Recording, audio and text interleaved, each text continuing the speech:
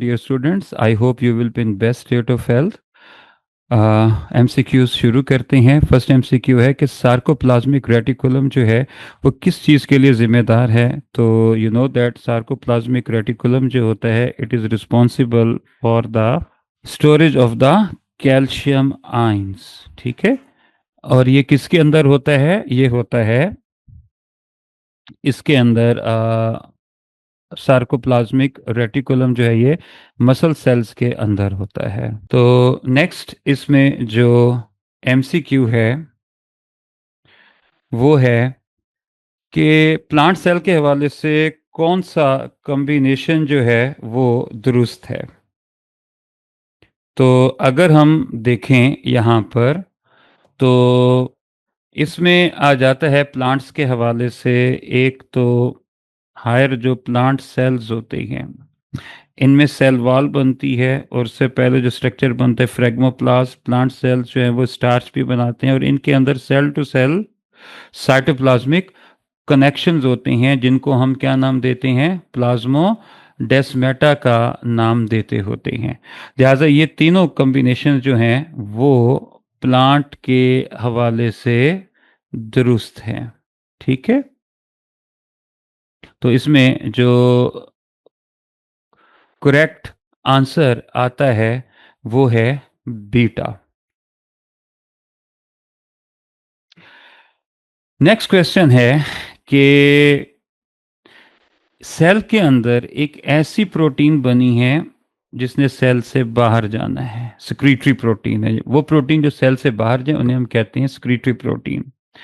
अब उन secretory proteins जो हैं अगर हम उनकी स्टडी करें तो वो प्रोटीन कोई भी हो वो किस प्रोसेस से बनती हैं? ट्रांसलेशन. क्वेश्चन है कि ट्रांसलेशन के फौरन बाद वो प्रोटीन डायरेक्टली किस में जाएगी? तो उसका आंसर है RER के ल्यूमिन में.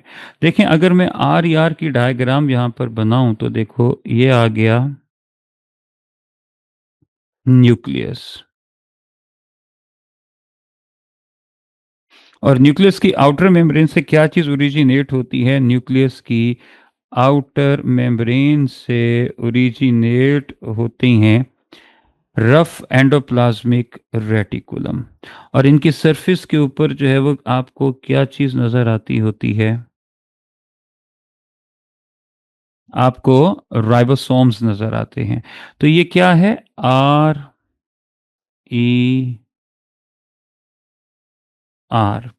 और इसका जो स्पेस है इसको हम क्या नाम देते हैं? ल्यूमिन का नाम देते हैं. इसका जो स्पेस है इसको हम क्या नाम देते हैं? ल्यूमिन कहते हैं. तो अब देखें ये क्या मौजूद हैं? राइबोसोम्स. तो राइबोसोम जब प्रोटीन बनाएंगे तो सबसे पहले वो प्रोटीन जो है वो कहाँ पर जाएगी?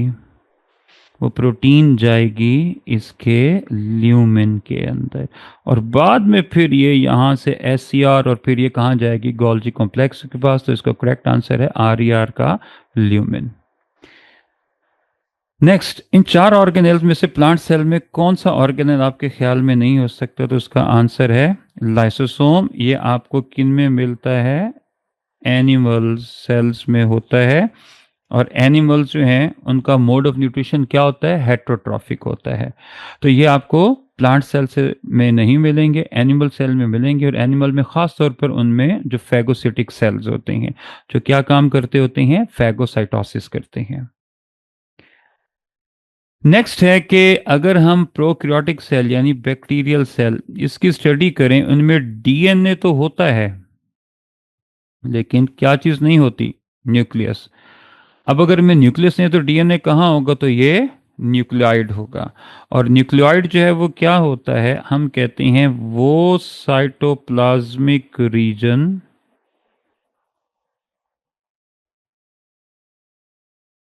जिसमें आपको क्या चीज़ जो है वो मिलती है? DNA मिलता है. Cytoplasmic region of bacterial cell को हम न्यूक्लियोइड कहते हैं. हम उसको न्यूक्लियोइड का नाम देते हैं. नेक्स्ट है कि वो कौन सा ऑर्गेनेल है जो सेल के अंदर पाया जाता है और उसका काम जो है वो क्या होता है, सॉल्टिंग भी होता है और डिस्ट्रीब्यूशन सेंटर भी है। तो इसका आंसर है गोल्जी अपरेटस। तो गोल्जी अपरेटस सॉल्टिंग का मतलब अलग अलग करना, कि सेल में जो प्रोटीन आर या आरते बनाई है उन्हें अलग अलग करता है और इस बात का फैसला करता है कि इन्हें सेल से बाहर भेजना है या सेल के अंदर ही रखकर किसी दूसरे हिस्से में हमने इसको ट्रांसपोर्ट करना है। तो इसमें ये आंसर आ जाएगा। ठीक है। उसके बाद है मीजोसोम। तो जो मीजोसोम्स होते हैं बैक्टीरिया में, ये किससे मिलते जुलते हैं, माइटोकॉन्ड्रिया की जो इनर मेम्ब्रेन की इनफोल्डिंग्स होती हैं। देखें, अगर हम माइटोकॉन्ड्रियन की स्टडी करें तो यूं ये आगे आउटर मेम्ब्रेन, और ये देखो ये माइटोकॉन्ड्रियन की क्या आ जाती हैं, इनर मेम्ब्रेन्स आ जाती होती हैं। ठीक है, ये इनर मेम्ब्रेन आ जाती हैं। और अगर हम बैक्टीरियल सेल की स्टडी करें तो देखिए ये है सेल वॉल, और सेल वॉल के अंदर जो है वो क्या चीज़ मौजूद होती है, देखो ये सेल मेम्ब्रेन, और ये सेल मेम्ब्रेन की आ गया फोल्ड। तो इस फोल्ड को हम कहते हैं मीजोसोम। और अगर हम यहाँ पर स्टडी करें तो देखो ये इनर मेम्ब्रेन माइटोकॉन्ड्रिया के, इन्हें क्या कहते हैं, क्रिस्टी। तो मीजोसोम जो है वो माइटोकॉन्ड्रियल मेम्ब्रेन के किस स्ट्रक्चर के पैरेलल हैं, क्रिस्टी के। क्वेश्चन ये है कि बताइए मीजोसोम किससे बनते हैं। तो देखो ये मैं लेबल कर रहा हूं कि ये क्या है, सेल मेम्ब्रेन। तो असल में ये क्या है, बैक्टीरियल प्लाज्मा मेम्ब्रेन की इन्वेजिनेशंस हैं। ठीक है। नेक्स्ट है ट्रांसक्रिप्शन और ट्रांसलेशन बैक्टीरिया में एक साथ होती हैं। बताइए कि उसकी रीज़न जो है वो क्या है। ठीक है। तो अगर हम स्टडी करें, ट्रांसक्रिप्शन कहते होते हैं डीएनए से आरएनए का बनना, और ट्रांसलेशन हम कहते होते हैं कि आरएनए से प्रोटीन्स का बनना। ठीक है। तो यूकैरियोट्स के अंदर जो है ये प्रोसेसेस अलग अलग होते हैं। ट्रांसक्रिप्शन न्यूक्लियस में होती है, फिर ट्रांसक्रिप्शन जब मुकम्मल हो जाती है तो फिर ट्रांसलेशन जो है वो शुरू होती है। लेकिन बैक्टीरिया के अंदर क्योंकि डीएनए साइटोप्लाज्म में पड़ा हुआ है और न्यूक्लियस है ही नहीं, तो लिहाजा क्या होगा, जहाँ ट्रांसक्रिप्शन होगी वहीं ट्रांसलेशन होगी, और ट्रांसक्रिप्शन और ट्रांसलेशन साथ साथ होती है। ठीक है। तो ये आ गया इसका आंसर। नेक्स्ट क्वेश्चन है कि एक सेल जो है वो बहुत ज़्यादा प्रोटीन की सक्रीशन कर रहा है, तो आपके ख्याल में न्यूक्लियस के अंदर पाया जाने वाला वो कौन सा स्ट्रक्चर है जो बहुत ज़्यादा प्रोमिनेंट होगा। अब देखें, प्रोटीन सेंसेस और न्यूक्लियस के अंदर पाए जाने वाले स्ट्रक्चर न्यूक्लियोलस का आपस में क्या रिलेशनशिप है। देखें, न्यूक्लियोलस जो है इसको हम कहते हैं कि it is the factory of ribosome. ये क्या है, राइबोसोम की फैक्ट्री है। ठीक है। और राइबोसोम्स जो है वो आगे क्या बनाते होते हैं, राइबोसोम्स जो हैं वो आगे बनाते हैं प्रोटीन्स। तो जो सेल ज़्यादा क्या मांग रहा है, जो सेल बहुत ज़्यादा प्रोटीन्स जो है वो बना रहा है, तो उस प्रोटीन के बनाने के लिए डिमांड जो है वो किस चीज़ की होगी, डिमांड जो है वो होगी राइबोसोम्स की। और राइबोसोम्स अगर ज़्यादा चाहिए तो जाहिर सी बात है वहाँ न्यूक्लियोलस वेल डेवलप होगा। ठीक है। तो जो सेल ज़्यादा प्रोटीन्स बनाते हैं उनमें ज़्यादा राइबोसोम्स होते हैं, और जहाँ ज़्यादा राइबोसोम्स होते हैं वहाँ न्यूक्लियोलस भी वेल डेवलप होता है और प्रोमिनेंट होता है। नेक्स्ट, कौन सा ऐसा ऑर्ग इनमें से जो है वो ऑप्शन है जो सेल थ्योरी पर पूरा नहीं उतरता, तो उसका आंसर है वायरसेस। क्योंकि सेल थ्योरी के मुताबिक तमाम लिविंग ऑर्गेनिज्म सेल से बने हुए हैं, तो ऊपर वाले तीनों ऑर्गेनिज्म जो हैं वो सेल से बने हुए हैं, जबकि वायरसेस जो होते हैं ये नॉन सेलुलर होते हैं। नेक्स्ट, न्यूक्लियस की दो मेम्ब्रेन्स के दरमियान स्पेस को क्या कहते हैं। This is very simple, perinuclear space. तो ये देखें, ये आ गया न्यूक्लियस की आउटर मेम्ब्रेन और ये आ गई, सॉरी, ये है आउटर मेम्ब्रेन न्यूक्लियस की, और ये है इनर मेम्ब्रेन न्यूक्लियस की। और दोनों मेम्ब्रेन्स के दरमियान जो स्पेस होता है, इसे हम बोलते होते हैं पेरी न्यूक्लियर स्पेस। तो हम इसको क्या बोलते होते हैं? हम इसको बोलते हैं पेरी न्यूक्लियर स्पेस। तो पेरी न्यूक्लियर स्पेस असल में क्या है? न्यूक्लियस की दो मेम्ब्रेन्स के दरमियान स्पेस। नेक्स्ट एमसीक्यू है, the perinuclear space is continuous with the lumen of. तो इसमें आंसर आएगा रफ एंडोप्लाज्मिक रेटिकुलम। इसको समझिए, देखें। ये आ गई न्यूक्लियस की, फिर से बना रहा हूं, इनर मेम्ब्रेन। और ये मैं बना रहा हूं न्यूक्लियस की आउटर मेम्ब्रेन। तो अगर हम देखें तो हमें न्यूक्लियस की आउटर मेम्ब्रेन से डिफरेंट डायरेक्शंस में एक ऑर्गेनेल ओरिजिनेट होता हुआ नजर आता है, जिसे हम क्या कहते होते हैं? जो डायरेक्टली अटैच्ड होता है वो होता है रफ एंडोप्लाज्मिक रेटिकुलम। और ये देखो, इसकी आउटर मेम्ब्रेन पे हमें क्या नजर आ रहे हैं? राइबोसोम्स नजर आ रहे हैं। ठीक है, तो ये मौजूद हैं राइबोसोम। अब आप ये देखो कि ये जो स्पेस है, ये स्पेस क्या कहलाएगा? ये स्पेस जो कहलाएगा, ये स्पेस होगा ल्यूमेन। ठीक है, ये स्पेस जो है वो क्या कहलाएगा? ल्यूमेन जो है वो कहलाएगा। ठीक है, तो अब अगर आप देखें तो ये जो ल्यूमेन है किसका? रफ एंडोप्लाज्मिक रेटिकुलम का। ये किसके साथ जो है वो लिंक्ड है? देखो, ये वाली जगह, ये न्यूक्लियस के दो मेम्ब्रेन, हमने अभी पढ़ा कि ये क्या है? पेरी न्यूक्लियर स्पेस है। तो पेरी न्यूक्लियर स्पेस जो है वो किसके साथ लिंक्ड है? With the lumen of the rough endoplasmic reticulum. Next, कौन से ऐसे मॉलिक्यूल्स हैं जो साइटोप्लाज्म से न्यूक्लियर पोर्स के जरिए एंटर होंगे इनसाइड न्यूक्लियस? यानी हम जो यहाँ पर जिक्र कर रहे हैं ट्रांसपोर्ट का, वो कहाँ से कहाँ कर रहे हैं? From cytoplasm to nucleoplasm. From cytoplasm to nucleoplasm.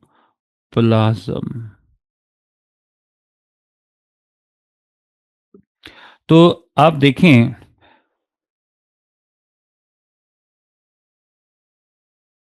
Histones जो हैं वो क्या हैं? प्रोटीन्स हैं। कहाँ पाई जाती हैं ये?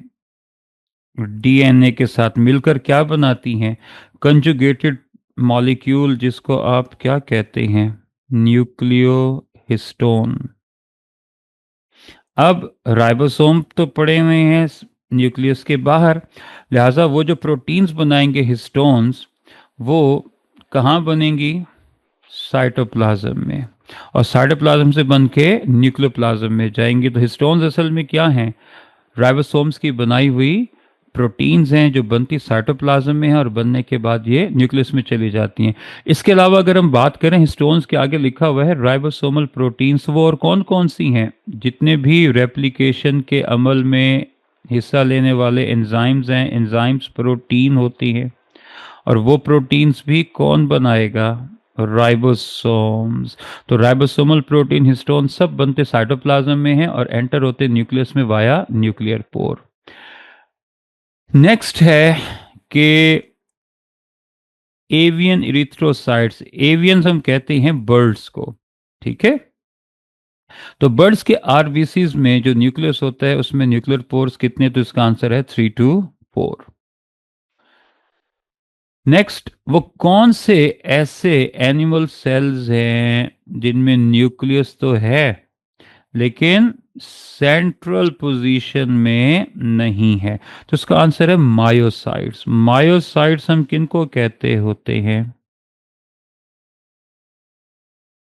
मसल फाइबर सेल्स को कहते होते हैं।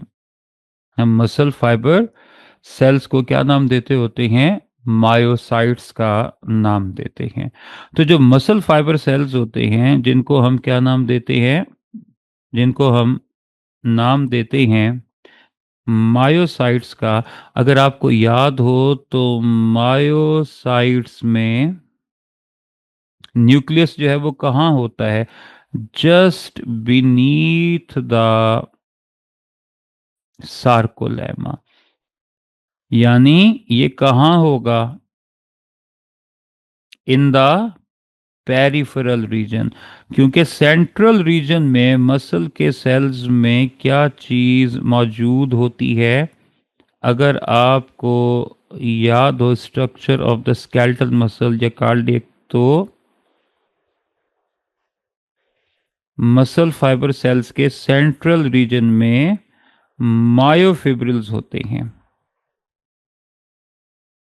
इसीलिए हम देखते हैं कि जो मायोसाइट्स होते हैं इनमें न्यूक्लियस पेरिफेरल रीजन में होगा, सेंट्रल रीजन में नहीं होगा। नेक्स्ट, न्यूक्लियोलस के हवाले से बेहतरीन ऑप्शन कौन सा है? तो न्यूक्लियोलस नॉन मेम्ब्रेनस होता है और अगर हम सेल को स्टेन करें तो ये कैसा हो जाता है? डार्कली स्टेन्ड हो जाता है। नेक्स्ट, न्यूक्लियोलाई कौन बनाता होता है? न्यूक्लियोलाई की बात करें तो न्यूक्लियोलर ऑर्गेनाइजर रीजन होता है। ठीक है, ये न्यूक्लियोलर ऑर्गेनाइजर रीजन क्या होता है? एक स्पेशल रीजन होगा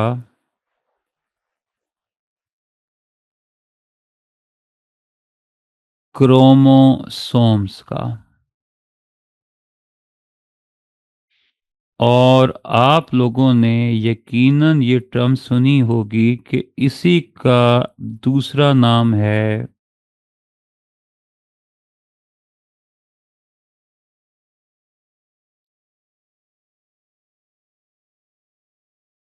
सेकेंडरी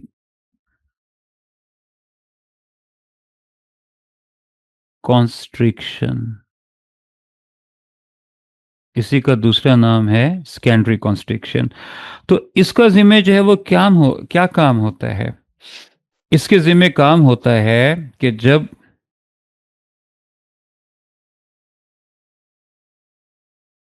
क्या चीज पूरी हो जाती है, कैरियोकाइनेसिस का अमल पूरा हो जाता है, तो ये न्यूक्लियोलाई को बनाता है। और न्यूक्लियोलस डिसअपेयर होने के बाद कब रीअपेयर होना शुरू होता है? टीलोफेज में। तो इसे बनाता कौन है? Nucleolar organizer region. इसको हम शॉर्ट फॉर्म में NOR भी कह देते होते हैं। तो इसमें Charlie option.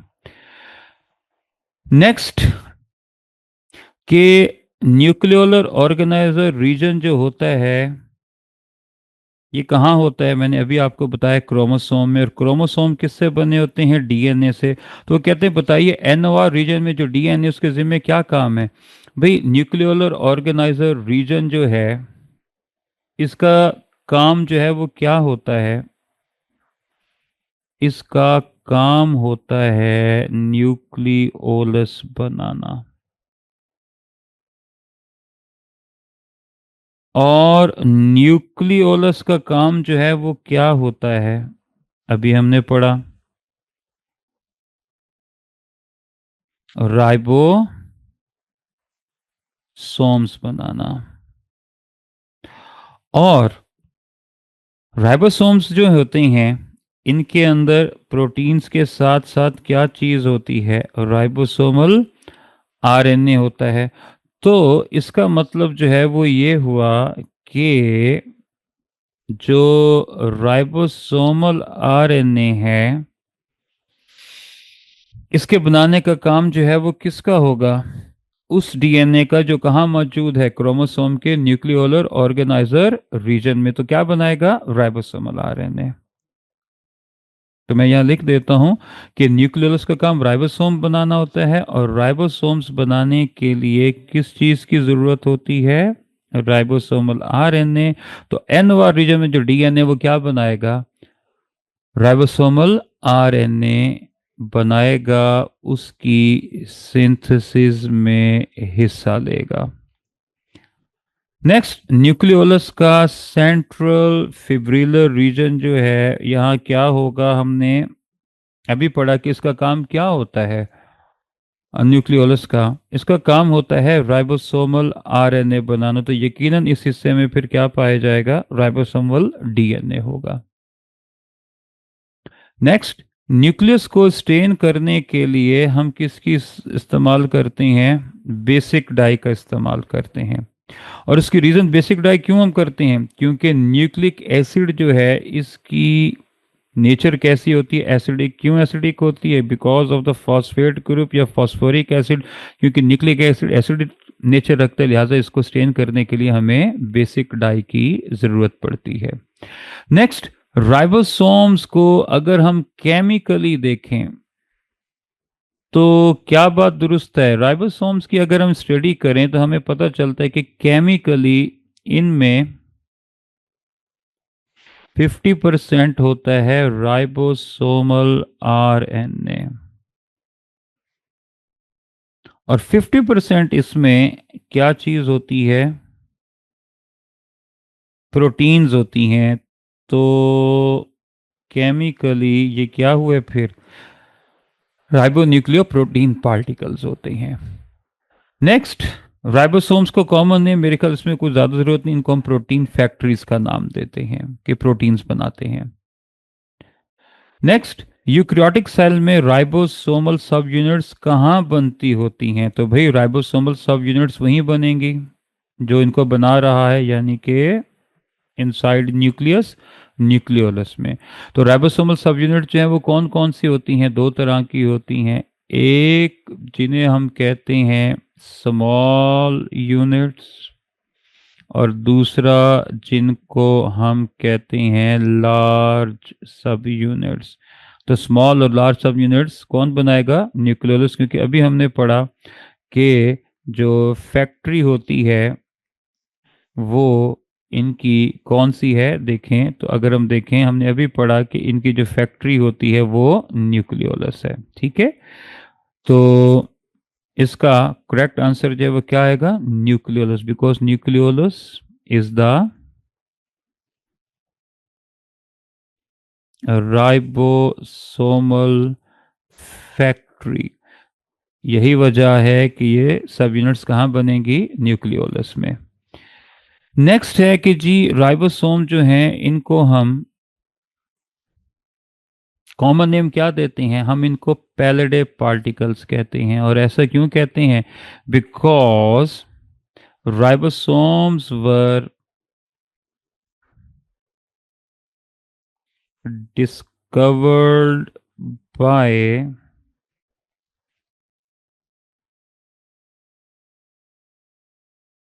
पैलेडे। Next, next question जो है वो ये है कि वो प्रोटीन्स जिनको किसने बनाया, आर ने। तो इन न्यूली सिंथेसाइज प्रोटीन्स के साथ क्या काम होगा, तो दो पॉसिबिलिटीज हैं, या तो ये साइटोप्लाज्म में रहेंगी और सेल के अंदर फंक्शन परफॉर्म करेंगी, या फिर सेल से बाहर चली जाएंगी। अगर सेल से बाहर जाएंगी तो कौन बाहर भेजेगा, गोल्जी कॉम्प्लेक्स। आप इसमें चार्ली नहीं लगा सकते, क्योंकि हमेशा राइबोसोम जो प्रोटीन्स बनाते हैं, जो आर के राइबोसोम्स प्रोटीन्स बनाते हैं, वो हमेशा गोल्जी कॉम्प्लेक्स के पास नहीं जाती, बल्कि कभी कभी आर डायरेक्टली उनको साइटोप्लाज्म में रिलीज कर देता होता है। इवन अगर ये गोल्जी कॉम्प्लेक्स के पास भी चले जाए तो बाजुकत गोल्जी कॉम्प्लेक्स भी उनको पैक करके लाइसोसोम पेरोक्सिसोम की शक्ल में कहाँ रिलीज कर देता है, साइटोप्लाज्म में। और कभी कभी ये सेल से बाहर चली जाती है, तो इसका मतलब ये साइटोप्लाज्म में भी रह सकती हैं, सेल से बाहर भी जा सकती हैं। तो आइदर ए और B, delta is the correct answer. Next, nucleus कब विजिबल होता है? न्यूक्लियस विजिबल होता है जब सेल नॉन डिवाइडिंग फेज में हो। और इन चार में से नॉन डिवाइडिंग फेज जो है वो कौन सी है? जी नॉड। नेक्स्ट, लेडिंग सेल्स और फॉलिकल सेल्स में, इन चारों में से कौन सा ऑर्गेनल ज्यादा होगा? देखो, लेडिंग सेल क्या बनाते हैं? स्टीरॉयड हार्मोन कौन सा? टेस्टोस्टेरोन।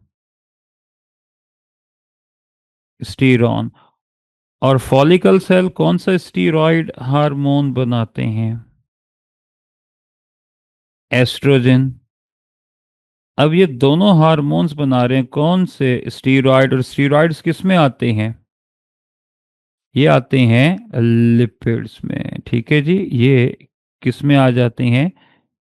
लिपिड्स में। ये भी और ये भी। और लिपिड्स बनाने का काम कौन करता है? एससीआर। तो इसमें करेक्ट आंसर जो आ जाएगा वो कौन सा है? एससीआर। नेक्स्ट है कि एक ग्लैंड का सेल है और वो क्या कर रहा है? स्क्रीट डाइजेस्टिव एंजाइम्स। देखो, एंजाइम्स जो हैं ये क्या हैं? प्रोटीन्स हैं।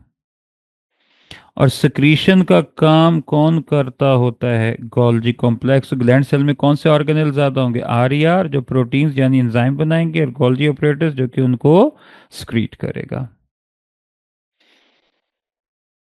नेक्स्ट है कि लीवर का जो सेल है वो क्या कर रहा है? डिटॉक्सिफिकेशन ऑफ ड्रग्स कर रहा है। तो डिटॉक्सिफिकेशन का काम जो है वो किसका होता है सेल में? एससीआर। तो लीवर सेल के अंदर आपको सबसे ज्यादा डेवलप और फंक्शनल क्या मिलेगा? एससीआर। नेक्स्ट, न्यूरॉन्स के अंदर जो है वो आपको क्या नजर आती हैं? निसल ग्रैन्यूल या निसल बॉडीज नजर आती हैं। ये निसल बॉडीज दरअसल में क्या हैं? आरईआर हैं, जिनके पास सिस्टर्नल मेम्ब्रेन पर आपको क्या चीज मिलती है? Group of ribosomes. तो जो आरईआर न्यूरॉन्स के अंदर होता है उसमें राइबोसोम्स ग्रुप्स की शक्ल में होते हैं, तो उन्हीं को हम निसल बॉडीज कह देते हैं। नेक्स्ट, इन चार प्रोडक्ट्स में से कौन सा ऐसा प्रोडक्ट है जो एससीआर नहीं बना रहा बल्कि कौन बना रहा है? आरईआर। तो इन चारों में से प्रोटीन देखें किस में है? चार्ली ऑप्शन स्लेवरी इमाइलेज। इमाइलेज एक एंजाइम है और मोस्टली एंजाइम्स क्या होती हैं? प्रोटीन्स होती हैं। नेक्स्ट, वो कहती हैं कि चार फंक्शन दिए हुए, बताएं कौन सा फंक्शन जो है वो एससीआर के हवाले से इनकोरेक्ट दिया हुआ है। तो उसका आंसर है पॉलीपेप्टाइड सिंथेसिस, क्योंकि ये काम एससीआर का नहीं बल्कि किसका है? आरईआर का है। नेक्स्ट आ जाता है कि जितने भी मेम्ब्रेनस ऑर्गेनेल्स हैं वो किन से बनते हैं? एंडोप्लाज्मिक रेटिकुलम से। लेकिन कौन से हैं जो नहीं बनते? तो नीचे दिए गए ऑप्शन में से अगर आप देखें तो माइटोकॉन्ड्रिया, क्लोरोप्लास्ट, ये दोनों ही क्या हैं? डबल मेम्ब्रेन बाउंडेड ऑर्गेनेल्स हैं।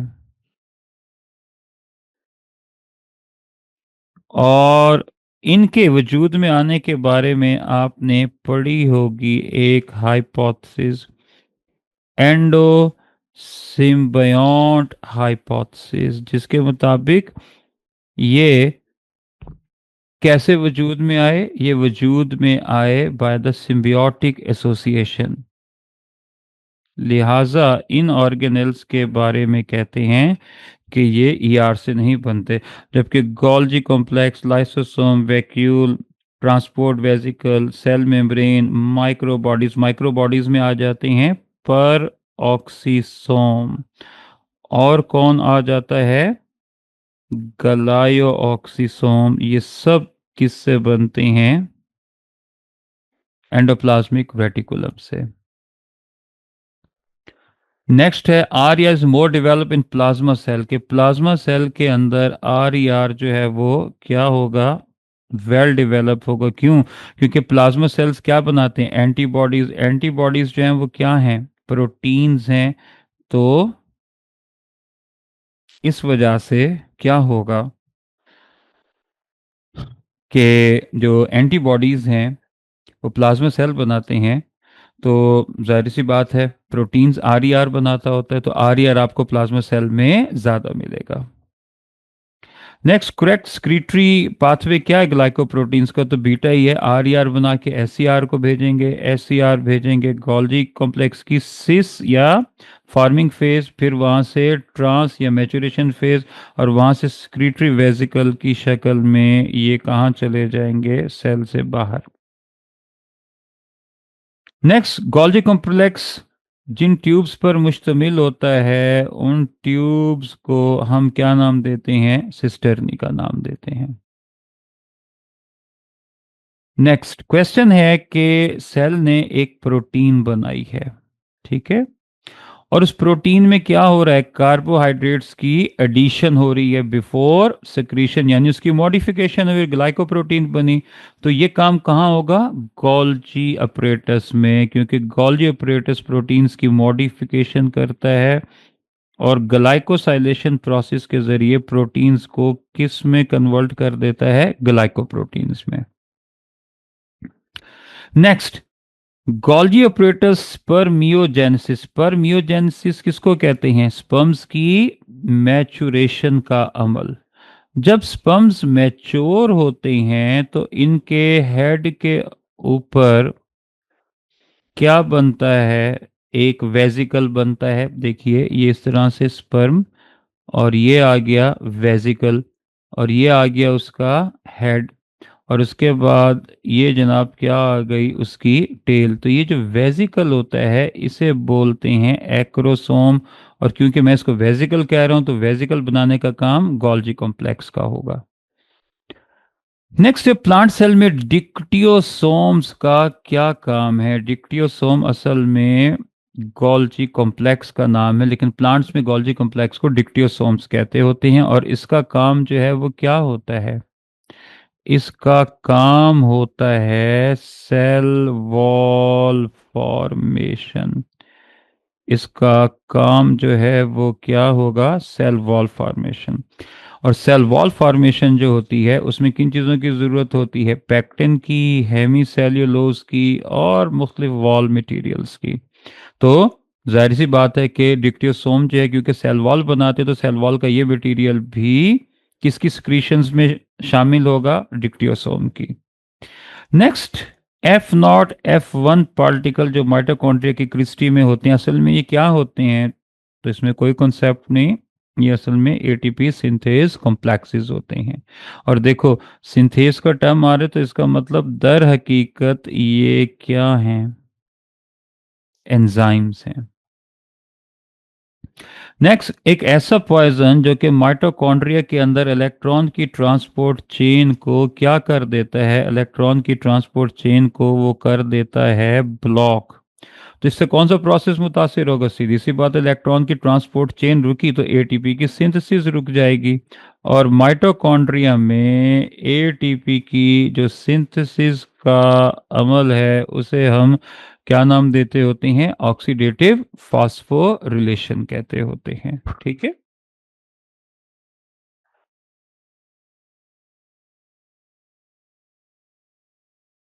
नेक्स्ट है कि गोल्जी कॉम्प्लेक्स की डायग्राम दी गई है, तो इसको करेक्टली लेबल करें। तो देखो जो नंबर वन है ये क्या है, ये ट्यूब्स दिखाई हुई, ये सिस्टर्नी है। नंबर टू देखो ये स्पेस जहां पर मैं हाईलाइट कर रहा हूं ये क्या होगा, this will be the lumen, अभी मैंने डायग्राम में समझाया है।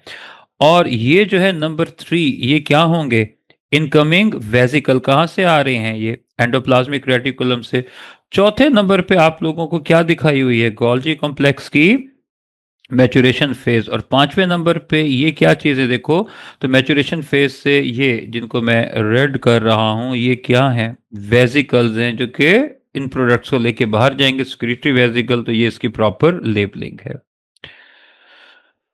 Next, 8 pair of chromosomes. 8 pairs का मतलब जो है वो क्या होगा? 16 क्रोमोसोम। तो 16 क्रोमोसोम्स आपको किस में मिलते हैं? ऑनियन में।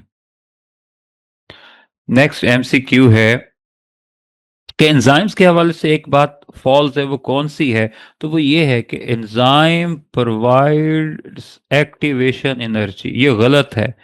करेक्ट बात जो है वो क्या है? दे लोअर्स द एक्टिवेशन एनर्जी, ना कि प्रोवाइड्स एक्टिवेशन एनर्जी। तो इसमें इररेलेवेंट बात जो एंजाइम्स के हवाले से लिखी हुई है वो है चार्ली।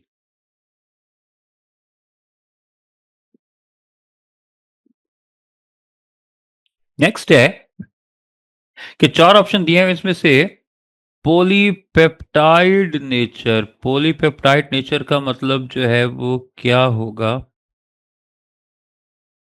प्रोटीन नेचर होगा। तो प्रोटीन नेचर इनमें से किसकी है? एमाइलोप्सिन, क्योंकि ये क्या है? एंजाइम है। और ये कैसा एंजाइम है? प्रोटीन नेचर एंजाइम है। जबकि राइबोजाइम आरएनए हीम ग्रुप जो होता है, इसे हम पढ़ते हैं कि ये नॉन प्रोटीन पार्ट होता है। तो करेक्ट आंसर इसमें एपाइलॉप्सिन। नेक्स्ट, पहला एंजाइम, इसमें कोई कॉन्सेप्ट नहीं, फेडरल की बुक का येलो बॉक्स है कि पहला एंजाइम जो डिस्कवर किया गया था that was diastase. Next, enzymes के हवाले से कौन सी बात जो है वो ठीक है? तो इसका आंसर है कि जो एंजाइम्स होते हैं दे आर थर्मोलाइबाइल बायोकैटलिस्ट। और इसका मतलब जो है वो क्या होता है थर्मोलाइबाइल का?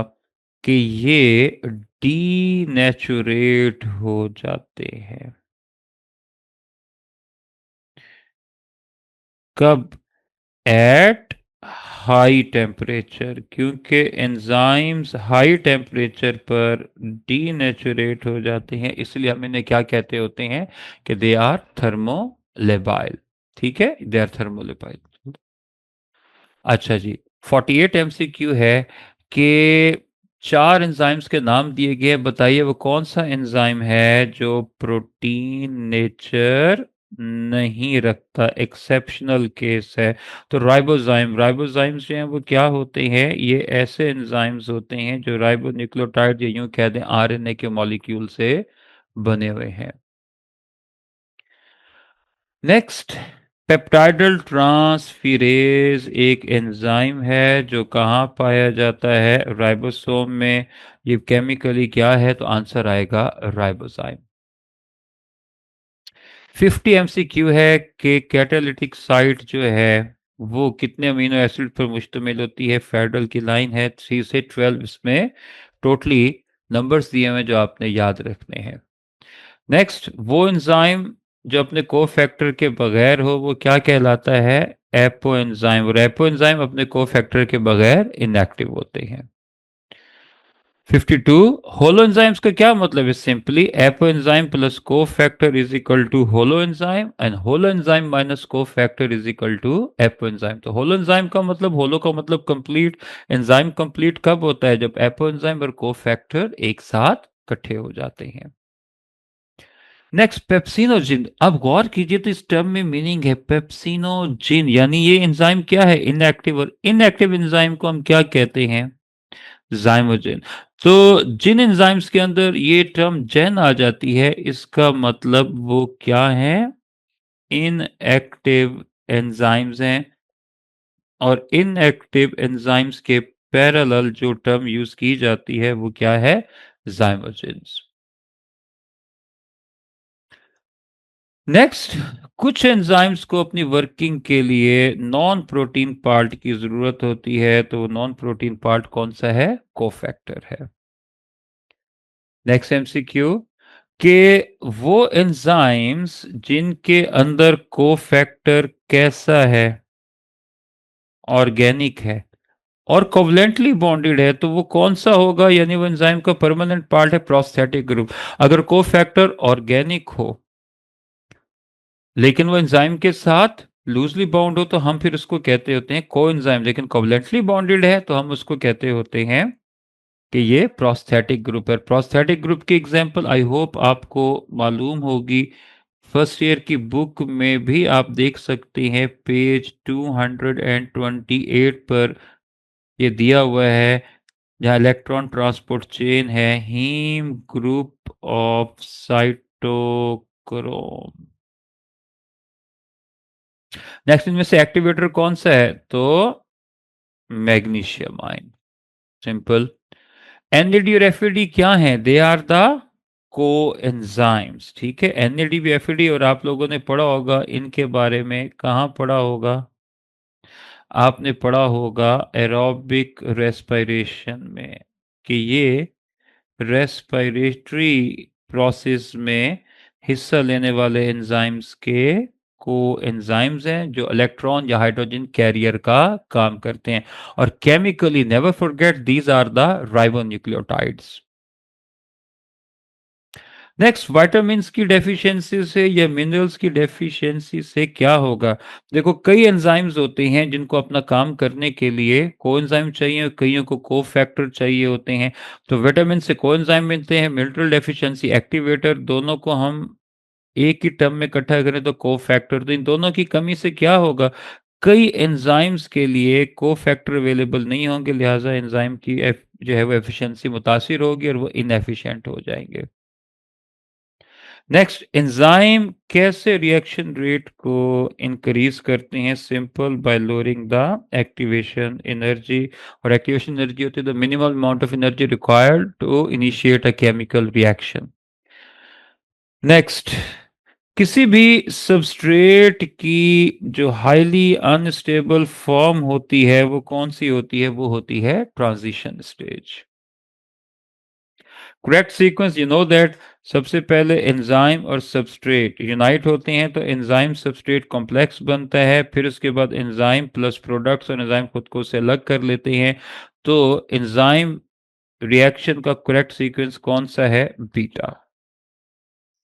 नेक्स्ट, कार्बोनिक एनहाइड्रेज किसकी फॉर्मेशन में जो है वो हिस्सा लेता है और किसकी कैटालाइजेशन भी कर सकता है? तो वो है कार्बोनिक एसिड। कार्बोनिक एसिड की ब्रेक डाउन जब होती है तो कार्बन डाइऑक्साइड और वाटर बनता है, और ये काम कहाँ पर होता है? आरबीसीज के अंदर होता है, जिनके अंदर आपको ये एंजाइम मिलता है। Next, rate of chemical reaction किस चीज से डबल भी हो सकता है, कम भी हो सकता है? तो रिएक्शन रेट डबल हो सकता है अगर 10 डिग्री सेल्सियस का चेंज आ जाए, और इसके उलट डिक्रीज भी हो सकता है, ठीक है। इसके उलट इससे डिक्रीज भी हो सकता है। नेक्स्ट, एंजाइम एक्शन जो होता है ये हाईली स्पेसिफिक होता है, तो इसकी स्पेसिफिसिटी की रीजन क्या है? एक्टिव साइट की स्पेसिफिसिटी और चार्ज डिस्ट्रीब्यूशन। नेक्स्ट, जो नॉन रेगुलेटरी एंजाइम्स होते हैं, फेडरल से पढ़ी है, वो कौन सा मॉडल फॉलो करते हैं? Lock and key model. तो नीचे एग्जांपल दी हुई है कि वो कौन से एंजाइम्स हैं जो लॉक एंड की मॉडल को फॉलो भी करते हैं और नॉन रेगुलेटरी हैं। तो उसका आंसर है सक्रेज एंड माल्टेज। इसके अलावा एक और भी एग्जांपल है और वो है यूरिएज। ये तीनों के तीनों ही नॉन रेगुलेटरी हैं और लॉक एंड की मॉडल को फॉलो करते होते हैं। नेक्स्ट है, which statement correctly differentiate lock and key model and induced fit model? Simple, lock and key model के मुताबिक एंजाइम की एक्टिव साइट रिजिड स्ट्रक्चर है, इसमें कोई चेंज नहीं आती before, during and after the chemical reaction. और इंड्यूस फिट मॉडल जो है वो ये बताता है कि एंजाइम्स की एक्टिव साइट जो है वो क्या होती है? फ्लेक्सिबल होती है। 67 है कि फ्रिज में पड़ा हुआ फूड जो है वो स्पॉइल क्यों नहीं होता? क्योंकि देखो, स्पॉइलिंग का काम जो है वो कौन करते होते हैं? स्पॉइलिंग का काम जो है वो करते होते हैं बैक्टीरिया। और बैक्टीरिया कैसे करते हैं? अपने एंजाइम्स की मदद से। तो फ्रिज में जब फूड पड़ा हो तो बैक्टीरियल एंजाइम एक्टिविटी जो है वो क्या हो जाती है? स्लो हो जाती है और यूं फूड स्पॉइलेज से बच जाता होता है। 68 हाई टेम्परेचर पर एंजाइम एक्टिविटी क्यों तेजी के साथ डिक्रीज होना शुरू हो जाती है? अब हमने पढ़ा था कि एंजाइम जो होते हैं ये थर्मोलेबाइलेबल होते हैं, क्योंकि हाई टेम्परेचर पर एंजाइम क्या हो जाता है? डीनेचुरेट। क्यों हो जाता है? क्योंकि उसके अंदर मौजूद जो अमीनो एसिड्स होती हैं उनके एटम्स की वाइब्रेशन बहुत ज़्यादा वायलेंट हो जाती होती है, जिससे एंजाइम डीनेचुरेशन हो जाती है। 69 इस डायग्राम को पहचानिए और देखें कौन सी चीज़ सही है। तो ए जो है वो क्या है? शो कर रहा है कि अगर एंजाइम मौजूद हो किसी रिएक्शन में तो एक्टिवेशन एनर्जी की ज़रूरत कितनी होगी? और दूसरे में ये पॉइंट यहाँ बता रहा है कि ये वो रिएक्शन है जिसमें एंजाइम नहीं है, तो बगैर एंजाइम्स के एक्टिवेशन एनर्जी की ज़रूरियात बढ़ जाती है। हमने अभी पढ़ा enzyme lowers the activation energy. This is how they speed up the chemical reaction. So they speed up reaction by lowering the energy. इसलिए ए पॉइंट में आप देखें एक्टिवेशन एनर्जी की जरूरत कम है, रिएक्शन जल्दी बन गया, जबकि बी में एंजाइम नहीं था तो एक्टिवेशन एनर्जी की जरूरत ज्यादा थी, लिहाजा बहुत देर में जाके प्रोडक्ट बने। नेक्स्ट, कौन सा एंजाइम है जो इनमें से सबसे हाईएस्ट पीएच पे काम करता है? तो उसका नाम है आर्जिनेज। अगर आप चैप्टर नंबर 3 में पीएच वाला टेबल देखेंगे तो आर्जिनेज सबसे हाईएस्ट पीएच मेरे ख्याल 9.70 इस पीएच पे, अल्कलाइन पीएच पे काम करता है। नेक्स्ट, एंजाइम इमाइलेज किस कैटेगरी में आता है? देखो, इमाइलेज करता है स्टार्च की ब्रेक डाउन, और करता भी किसकी मौजूदगी में है? पानी की, इसलिए ये किस में आ जाएगा? हाइड्रोलेसिस में। तो ये स्टार्च की ब्रेक डाउन करेगा, और स्टार्च की ब्रेक डाउन करेगा in the presence of water. तो आंसर क्या आ गया? Hydrolase.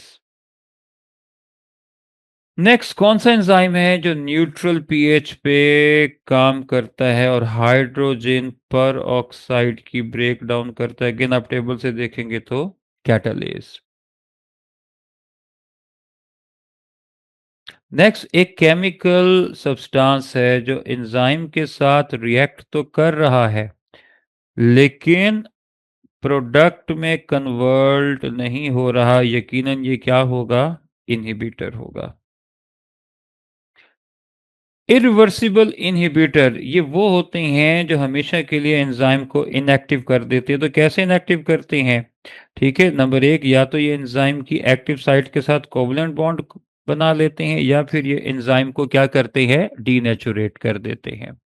75 reversible inhibitor usually binds through, क्या आ जाएगा? जो रिवर्सिबल होती हैं ये कोवलेंट बॉन्ड नहीं बल्कि नॉन कोवलेंट बॉन्ड बनाते हैं एंजाइम्स के साथ, और इसलिए ये फिर इजीली उससे डी अटैच हो जाते हैं और एंजाइम एक्टिव हो जाता है। नेक्स्ट, सेनाइड एक पॉइजन है। अगर आप फेडरल में पढ़ें तो क्लियर लिखा हुआ है ये माइटोकॉन्ड्रियल एंजाइम, कौन से? Cytochrome oxidase. ये उनके साथ क्या करता है? लिंक होता है, और उनके साथ लिंक होके अटैच होके ये उनको जो है वो क्या करता होता है? उनकी वर्किंग को रोक देता है। तो ये किस ग्रुप के साथ अटैच होता है? हीम ग्रुप, मैंने अभी बताया। और हीम ग्रुप जो है वो साइटोक्रोम्स का क्या है? Prosthetic group. और इसमें क्या चीज होती है हीम ग्रुप में? आयरन। 77 हैवी मेटल्स जो होते हैं वो जिन एंजाइम्स को डीनेचुरेट करते हैं तो वो एंजाइम्स के किस ग्रुप के साथ जाकर अटैच होते हैं? अगेन फेडरल से थायोल ग्रुप।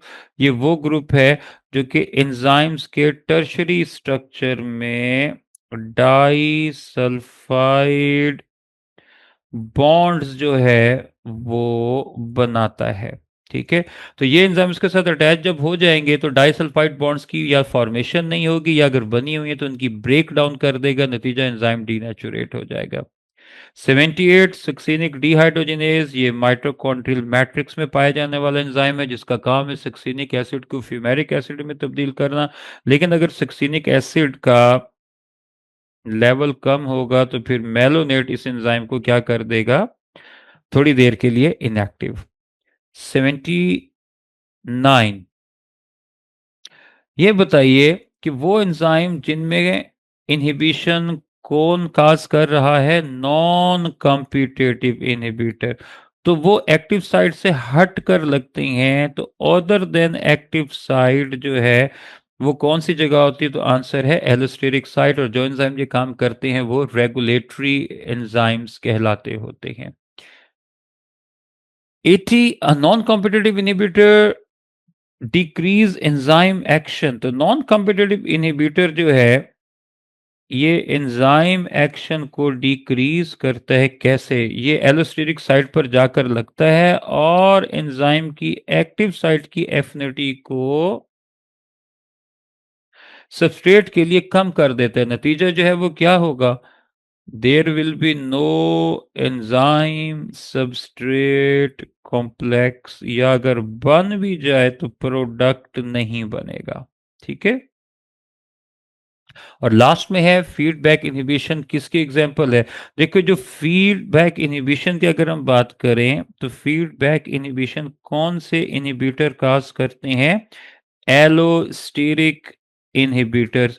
और एलोस्टेरिक इनहिबिटर्स जो हैं ये कहाँ जाकर लगते होते हैं? ये जाकर लगते हैं एलोस्टेरिक साइट पर। तो एलोस्टेरिक साइट पर जो इनहिबिटर लगते हैं, नंबर एक वो रिवर्सिबल होते हैं और दूसरी बात नॉन कॉम्पिटिटिव होते हैं। So that's all for today. If you have any questions you are most welcome. अगर आपने कोई किए हैं तो मैं चेक कर लेता हूँ। Stars Academy Multan campus, Pakistan's #1 entry test preparation academy.